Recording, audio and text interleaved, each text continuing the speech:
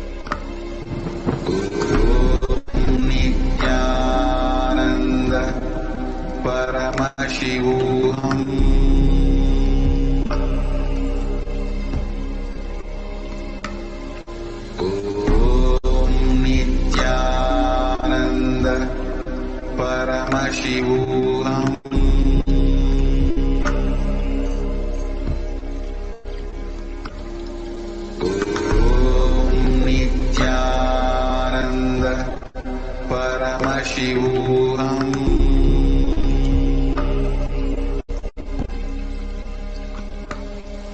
Om Nithyananda Paramashivoham.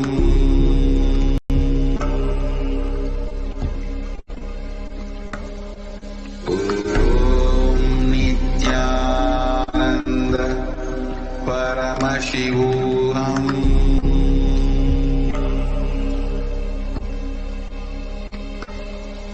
Om Nithyananda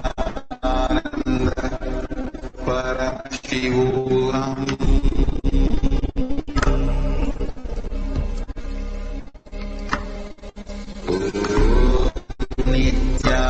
Nithyananda Paramashivoham.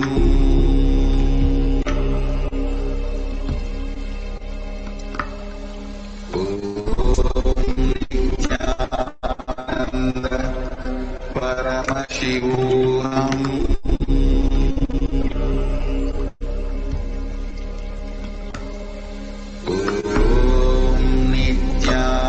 Nithyananda Paramashivoham.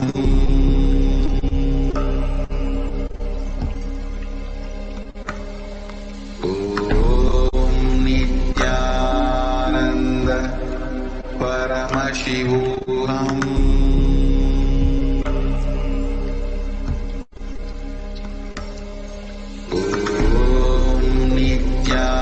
Nithyananda Paramashivoham.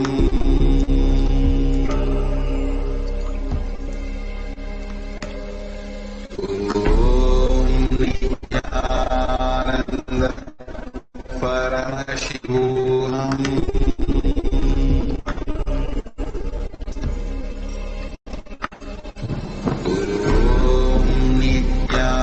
Nithyananda Paramashivoham.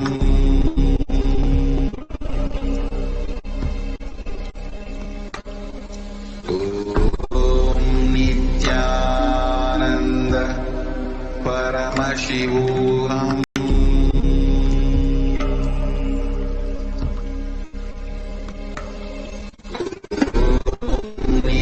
Nithyananda Paramashivoham.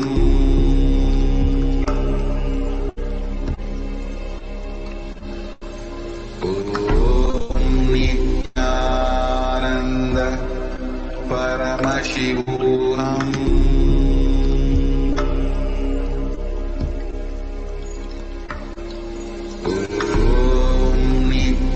Nithyananda Paramashivoham.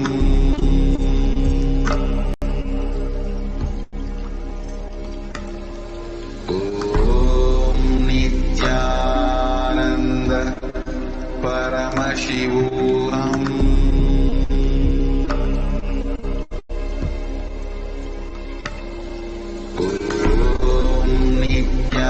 Nithyananda Paramashivoham.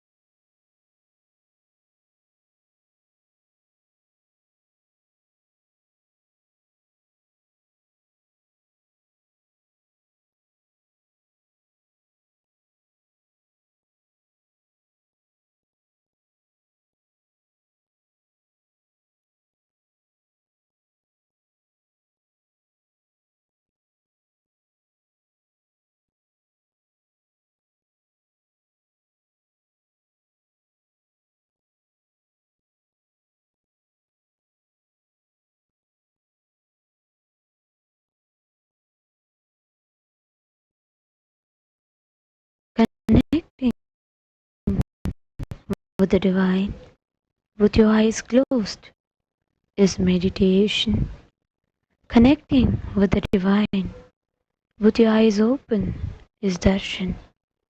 Come, let us all now move from meditation to darshan. Slowly, very slowly, please open your eyes.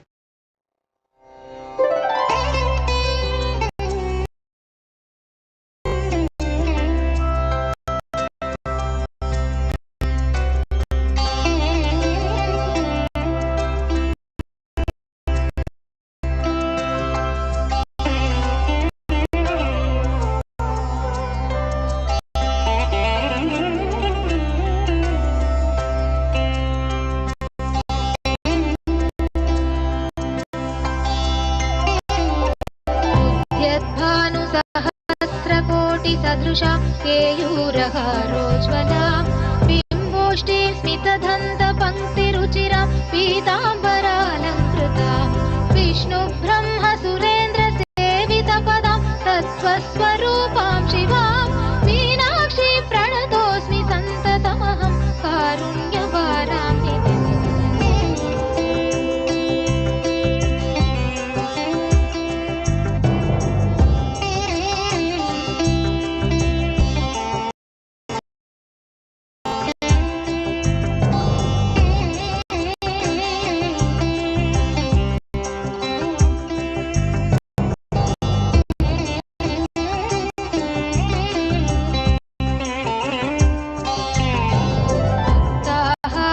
सत्किरीटरुचिरां पूर्णेन्दुवक्त्रप्रभां सिञ्जन्नूपुरकिङ्किणी मणिधरां पद्मप्रभावासुरां सर्वाभीष्टफलप्रदां गिरिसुतां वाणीरमा सेवितां Meenakshi प्रणतोऽस्मि सन्ततमहं कारुण्यवारां निधिम्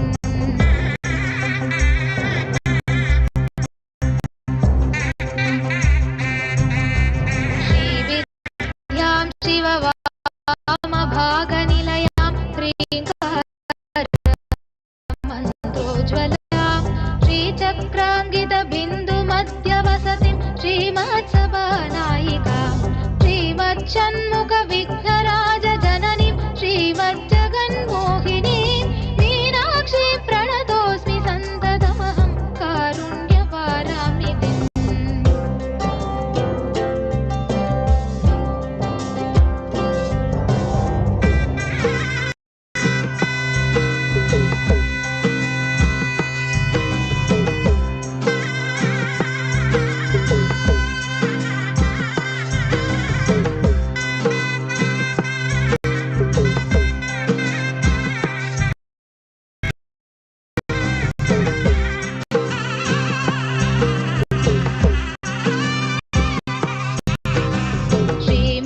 श्रीमत्सुन्दरनायिका भयहरां ज्ञानप्रदां निर्मलां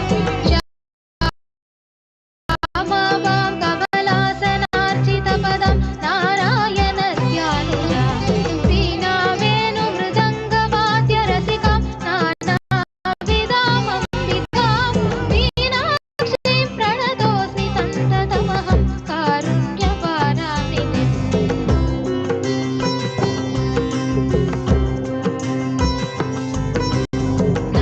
नानायोगि मुनीन्द्रकृन्निवसतिं नानातसिद्धिप्रदां नानापुष्पविराजितां श्रीयुगळं नारायणेनार्चितां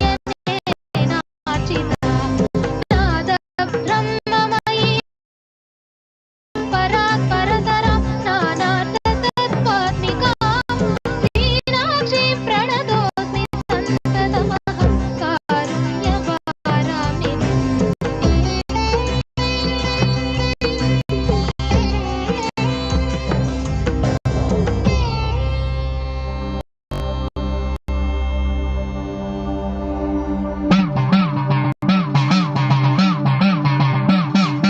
சத்தியம் காத்திடும் உத்தமத்தியே உருவாய் வந்த நித்திய தாயே,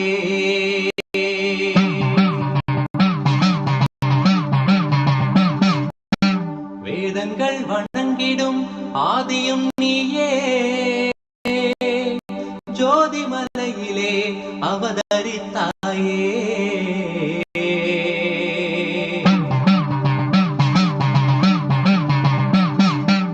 அவனியை பேணும் ஞானமும் நீயே,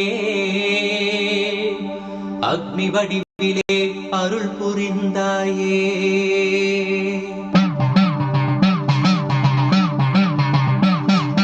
பூதங்கள் ஐந்தையும் ஈன்றவள் நீயே, அழல் உருவாகவே ஈன்றெழுந்தாயே.